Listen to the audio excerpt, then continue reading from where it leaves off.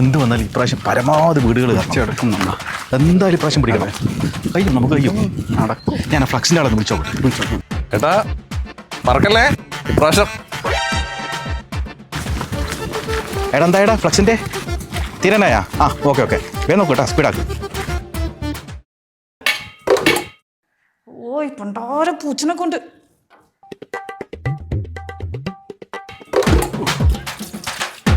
ഇതെന്നാടാ? ചേച്ചി എന്നെ മനസ്സിലായില്ലേ? ഞാനാണ് ഈ മണ്ഡലത്തിലെ സ്ഥാനാർത്ഥി തൊടിക്കളം ബിജു. നിങ്ങളെ കഴിഞ്ഞാഴ്ച വന്നിട്ട് മീനെല്ലാം മുറിച്ച് വന്നിട്ട് പോയേ? അത് മറ്റേ മുന്നണി RDP സീറ്റ് നിഷേധിച്ചതിന്റെ പേരിൽ ഞങ്ങൾക്ക് പാർട്ടി മാറേണ്ടി വന്നു.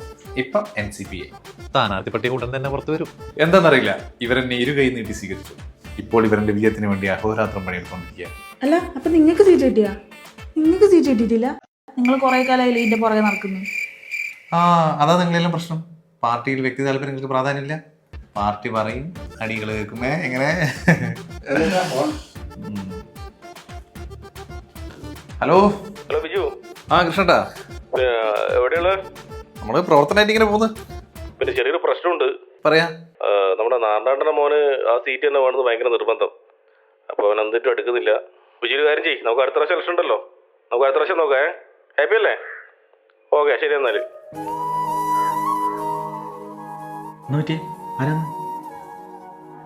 പാർട്ടി പറയും, അണികളനുസരിക്കും. ഓ ബിജോട്ടാ, ആ ഫ്ലക്സിൻ്റെ ആൾ വിളിക്കുന്നുണ്ടല്ലോ. നീ ഓനോട് പറ ആ ചിഹ്നത്തിന്റെ ഭാഗം ഒന്ന് വെച്ച് വെക്കാൻ വേണ്ടിയിട്ട്.